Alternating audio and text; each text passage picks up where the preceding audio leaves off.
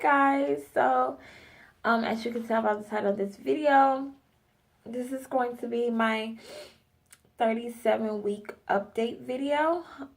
This is like the third time I've tried to record it. If I seem a little distracted, it's because she is like really moving, and like I'm having some really strong pressure in my lower back, so it's a little hard for me to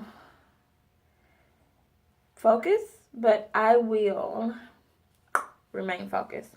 Okay, so 37 weeks pregnant. Just so you know, if you are not aware, this is going to be a TMI video. Just about all pregnancy videos are, because you're talking about changes with your body, which can become it can become a very intimate conversation. So it's gonna be TMI, just in case you didn't know. So I'm gonna start with the baby and end with my symptoms. I don't have a lot of information on the baby. I'm not really sure what you guys want to know, but I'm at 37 weeks. The baby should at this point be a little over 6 pounds. Last time I went and got a sonogram, which was like oh yeah, she over 6 pounds at this point. Last time I went and got a sonogram, it was about a week and a half ago, and she was at 5.5 pounds, 5 pounds, 8 ounces. And they told me that she should, at this point, be gaining an ounce a day. So at this point, she should be over 6 pounds. She is still very active. That hasn't changed any. Sometimes I find myself, because she does take naps, and I can tell when she's taking a nap, because she'll go from being very active and slow down, and then I won't feel anything for like 45 minutes to an hour, maybe a little more than an hour by a couple minutes, and then I'll feel her again. So I can tell when she's taking her nap. But sometimes I get paranoid, like, okay, I haven't felt you in a while. Are you okay? You know, I shake my stomach a little bit to get her up, just so I can feel her. Because even though her movements have become painful because she's so crammed in there, it still is a sign saying she's okay. So even though it's painful, I'm grateful for it. And when I don't have it, I'm like, oh my gosh, are you okay? Like, I haven't felt you in a while. And it's been cool, but, you know, I need to know that you're okay, right? Because things happen. My amniotic fluid level. So last time, again, when I went and got my last sonogram about a week and a half ago, the sonographer was explaining to me what the levels are. So it's a wide range. They want you at no more than 25 as far as your level, but no less than 5. My level is a 5.5 right now, which was a little like, is she okay? But according to them, that's perfectly fine. I don't know if that's a sign that she's on her way or not. I'm assuming so, because at this point, it's almost no fluid left. So she's going to have to come. But they said, you know, it was fine. So it's fine. She is in position. But she's been in position from my second trimester on. She's been head down. So, well, from like the middle of my second trimester and on. She's been like head down majority of my pregnancy. I can only think of like 1 or 2 occasions where she wasn't head down and she was moving around a lot, but for the most part she's always been head down. So I wasn't surprised that she was in position. I was actually grateful for it, because I was like, with my luck, she'll be head down my whole pregnancy. It's time to deliver, and she breached all of a sudden. But she is in position. She is in my pelvis.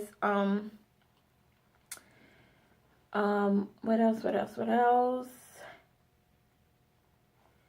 She's in position, fluid level, how much she weighs.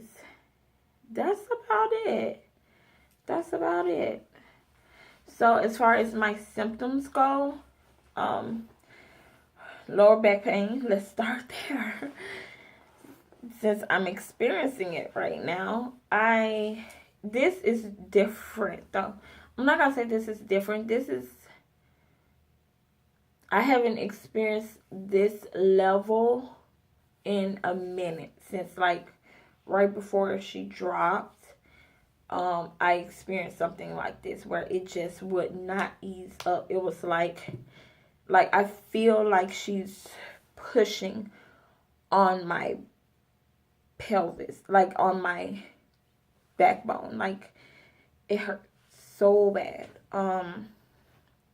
It really, really, really does. I look like I'm fine, like, hey, yo, whoa, girl. However, on the inside, I'm like, that's how I feel. When this video stops, trust and believe, that's what I'm going to be doing. Cause yeah. But back pain. So I'm sorry.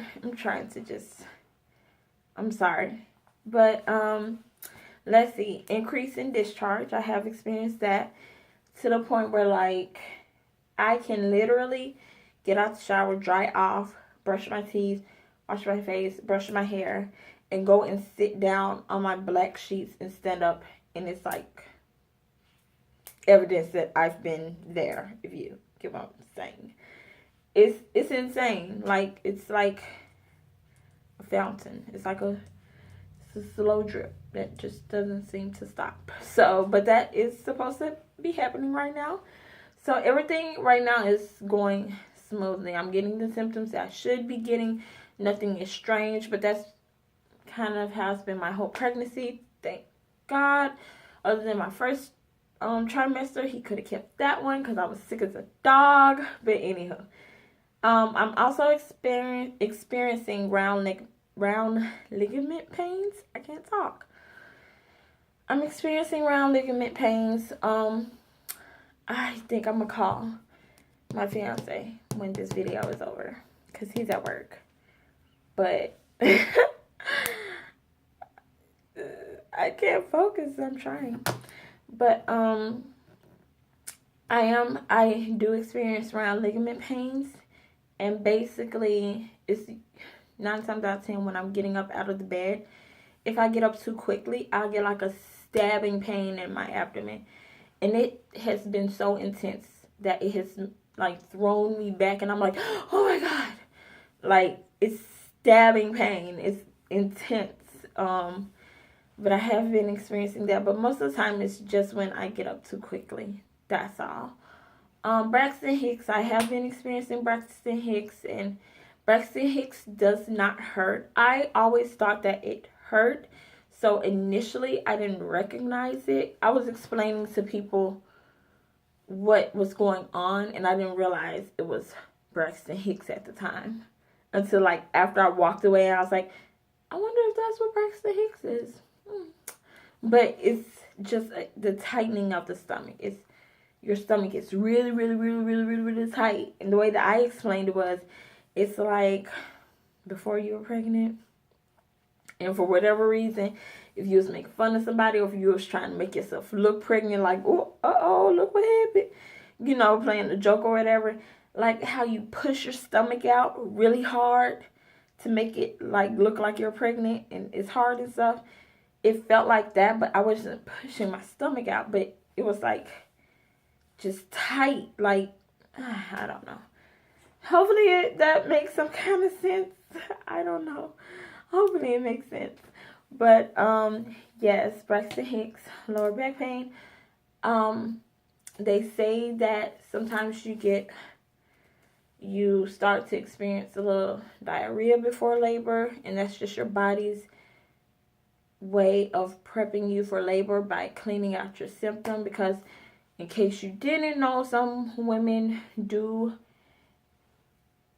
have a bowel movement during pushing, because from what I hear, that's what it feels like. Like when they say push, that's what that pushing feels like. It feels like you're pushing to get out a turd. So some women actually do defecate while pushing. So I guess this is your body's way of prepping to kind of help try to prevent it. Not saying that it will, but it's helping to get all this stuff out.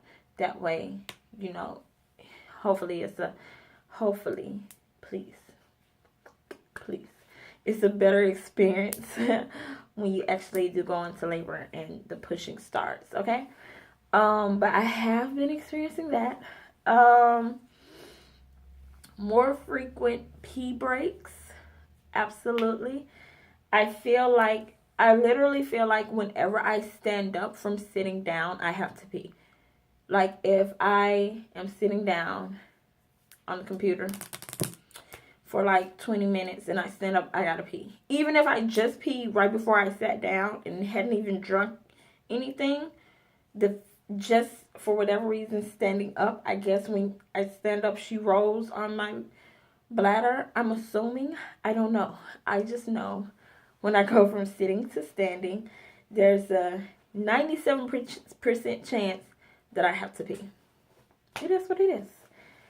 I've never experienced this many pee breaks before. In any other part of my pregnancy, this is the first time that I have been going to the restroom this much. If you haven't been able to tell during this video, shortness of breath, I thought they said, when the baby drops, it'll make room for your lungs to expand so you can breathe a little easier. But that hasn't been the case for me. She has dropped. Not just me looking in the mirror and saying, yeah, it looks like she dropped. Like, I've gone to the doctor and the sonographer has verified that, yes, she has descended. But I still get out of breath. Like, even at work, I do retail, so I'm moving a lot. I literally cannot go more than about 10 minutes without being completely out of breath, like I've been running around for 10 minutes. It's the weird, I've never been like that up until about a week ago. It started like a week ago where it was this bad. I've had shortness of breath before. It wasn't anything new, but to the point where I can't go like 10 minutes without being out of breath, that's new. It has never been this extreme before. So that's a little different for me. But that just started within the past week and a half. I do have dizzy spells as well. Whether I'm sitting, standing, it doesn't matter. I'll just get dizzy out of nowhere and have to lean on something. Or sometimes I'll just be sitting down and I'll just have to, kind of get myself together. Because I'll just get dizzy. I don't know. My nerves have been hypersensitive. Whether it's my vaginal nerves, whether it's my nerves in my teeth. I will randomly get like toothaches and they will become like super extreme for like 2 to 3 days solid, and then like they'll just go away. So it's crazy. Same thing vaginally. It was a point in time where I could not, I felt as though I just couldn't have sex because it was painful. But my doctor did explain that some women, not a lot, of course I would be one of the few, become hypersensitive down there, and it can actually make it feel painful, even though nothing is wrong. It just will be like really intense. So for a minute, me and the fiance, I was like, I can't. I was scared. And he's not a little man, so but yes, but that has subsided. I will be happy to report, which is probably why my back is hurting now, because last night, Anywho, so dizzy spells, Brain farts are still intense. I have to write everything down. I wrote down everything so I wouldn't forget nothing. But yeah, I still have brain farts. Fatigue.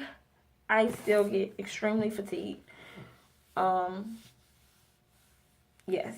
I never got that burst of energy that everyone was talking about. Like, there was like, in your second trimester, you get this burst of energy. Or right at the end, excuse me, you get this burst of energy.